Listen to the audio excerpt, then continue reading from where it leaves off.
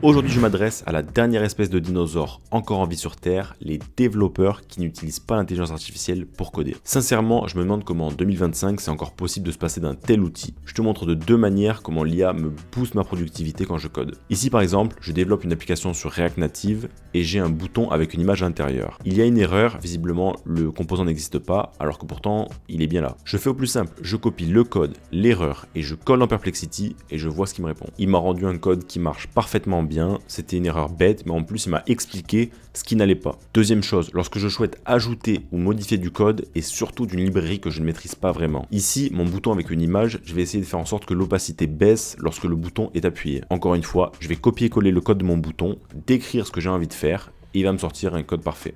Et voilà, il me sort un code qui marche, il m'explique comment est-ce que ça marche, j'ai pas eu à lire la doc et j'ai pas eu à tester 50 solutions. Évidemment, c'est pas parfait. Moins la librairie est connue, moins elle est utilisée, plus il va avoir du mal à produire un code qui marche vraiment. Mais dans tous les cas, il pourra rediriger vers des sites qui traitent du problème ou alors la doc à l'endroit précis. Si tu n'es pas un dinosaure mais bien un codeur qui vit en 2025, dis-moi à quelle fréquence tu utilises l'IA lorsque tu travailles.